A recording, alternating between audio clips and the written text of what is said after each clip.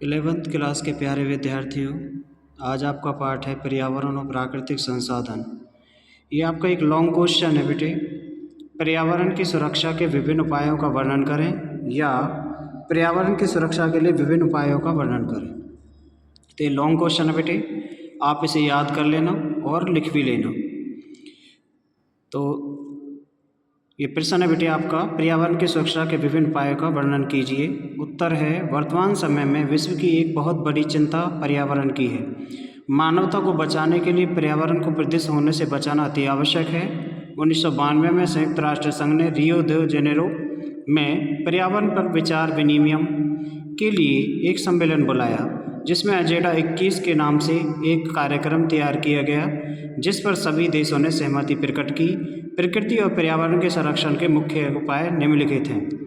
पहला पॉइंट है इसमें बेटे, समग्र चिंतन की आवश्यकता। पश्चिमी जगत के भौतिक चिंतन में इस बात पर बल दिया गया है कि इस पृथ्वी पर व प्रकृति पर जो कुछ भी है वह मानव के उपभोग के लिए है। अतः आवश्यकता मानव की सोच को बदलने की है। इसके लिए भारत का समग्र चिंतन एक महत्वपूर्ण उपाय है। भारतीय चिंतन मानव को पेड़ों, वनों, नदियों, पशु पक्षियों आदि की रक्षा पर बल देता है। दूसरा पॉइंट है बेटे, जनसंख्या नियंत्रण। विश्व की जनसंख्या बड़ी तेजी से बढ़ रही है।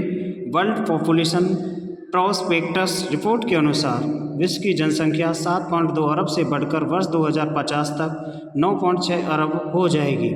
पर्यावरण को प्रदूषित होने से बचाने के लिए जनसंख्या को नियंत्रण करना आवश्यक है। बिना जनसंख्या की वृद्धि को रोके मानव को स्वच्छ पर्यावरण नहीं मिल जा पाएगा। इसलिए जनसंख्या को नियंत्रित करना, जहां एक और देश की अपनी समस्याएं हैं, वहां दूसरी संयुक्त राष्ट्र विश्व जनसंख्या को रोकने के लिए प्रयत्नशील है। क्योंकि बेटा जितनी जनसंख्या अधिक होगी उतनी ही उनके लिए रोजगार के अवसर कम होंगे, क्योंकि इतनी बड़ी जनसंख्या को रोजगार देना बहुत ही कठिन कार्य है। इसलिए जनसंख्या नियंत्रण भी बहुत ज़रूरी है। तीसरा हमारा पॉइंट है बेटा, वन संरक्षण। पर्यावरण को प्रदूषित होने से बचाने के लिए देश के संतुलित विकास के लिए यह आवश्यक है कि वनों की रक्षा की जाए। वनों की अंधाधुंध कटाई को रोकना आवश्यक है। वनों की रक्षा के लिए यह भी आवश्यक है कि जो व्यक्ति अनाधिकृत ढंग से पेड़ों को काटे उसके विरुद्ध कठोर कार्रवाई की जानी चाहिए। भारत में वानिकी अनुसंधान का मुख्य दायित्व भारतीय वानिकी अनुसंधान शिक्षा परिषद का है। क्योंकि बेटे जो देखो, वन संरक्षण क्यों आवश्यक है, वही वनों से ही बरसात होती है। वन ही हमें ऑक्सीजन प्रदान करते हैं। अगर वन ही नहीं रहेंगे तो हमें ऑक्सीजन कैसे मिलेगी, जो हर मनुष्य के लिए जीवनदायिनी है। इसलिए बेटे वृक्षों को कम से कम कटाई पर ध्यान देना चाहिए। वृक्षों की कम से कम कटाई पर ध्यान देना चाहिए, बल्कि इनकी सुरक्षा करनी चाहिए। आपने सुना होगा, एक चिपको आंदोलन चलाया गया था, जिसके माध्यम से हर व्यक्ति पेड़ों से चिपक गया था कि भाई पहले हमें काटो फिर वृक्षों को काटो। तो उन्होंने अपने सारे वृक्षों को बचा लिया था। इसी तरह का प्रयास हम सभी मानवों का बनता है कि हम वनों की कटाई ना होने दें। चौथा पॉइंट है वन्य जीवन का संरक्षण। वन संरक्षण के साथ साथ वन्य जीवन का संरक्षण करना भी आवश्यक है। भारत में शेर, चीते, हाथी, घड़ियालें, गैंडे, भालू आदि जीवों की प्रजातियों के नष्ट होने का गंभीर खतरा पैदा हो गया है। प्रकृति के संतुलन को बनाए रखने के लिए, पर्यावरण की रक्षा के लिए वन्य जीवन को सुरक्षित रखना अत्यंत आवश्यक हो गया है। इसलिए भारत सरकार ने शिकार, पशु पक्षियों को मारने तथा उनके अवैध व्यापार पर प्रतिबंध लगा दिया है। तो बेटे आपका चौथा पॉइंट था। पांचवा पॉइंट है आपका उचित तकनीक का प्रयोग। आधुनिक भौतिकतावादी युग में मनुष्य की आवश्यकताओं पूरा करने के लिए बड़े बड़े कारखाने उतने ही आवश्यक है जितना कि पर्यावरण को प्रदूषित होने से बचाना। इसलिए कारखानों को चलाने के लिए ऐसा ईंधन का इस्तेमाल नहीं किया जाना चाहिए जिससे जहरीली गैसें धुआं निकलकर वायुमंडल को प्रदूषित करे। उपभोक्ता वस्तुओं के उत्पादन के लघु तथा कुटीर उद्योगों का प्रयोग किया जाना चाहिए। गांव के लोगों की आवश्यकताओं की पूर्ति ग्राम कुटीर उद्योगों के द्वारा की जानी चाहिए। कारखानों में प्रदूषक निरोधक उपकरणों को लगाना अनिवार्य किया जाना चाहिए।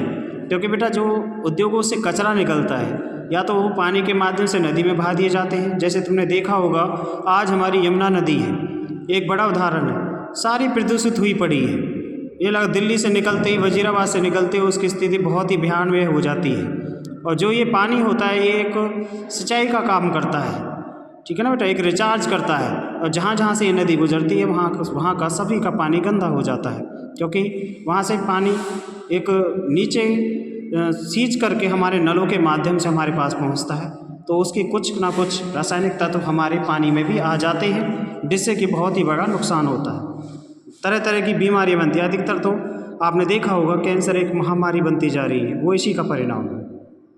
तो इसलिए बेटे उन पर प्रतिबंधित किया जाना चाहिए। जनता को पर्यावरण संबंधी शिक्षा देना। पर्यावरण की सुरक्षा के लिए यह अत्यावश्यक है कि आम जनता को पर्यावरण संबंधी शिक्षा दी जाए। यह शिक्षा दूरदर्शन, रेडियो, समाचार पत्रों द्वारा या जुलूसों, जलसों व प्रदर्शनियों द्वारा दी जानी चाहिए। विद्यालयों तथा महाविद्यालयों के पाठ्यक्रम में पर्यावरण संबंधी शिक्षा को अवश्य शामिल किया जाना चाहिए। तो इन उपायों से बेटे हम पर्यावरण की सुरक्षा कर सकते हैं। तो बेटे ये आपका प्रश्न था पर्यावरण से संबंधित, ये आपका पाठ भी है पर्यावरण और प्राकृतिक संसाधन। इस प्रश्न को आप याद कर लेना और लिख लेना।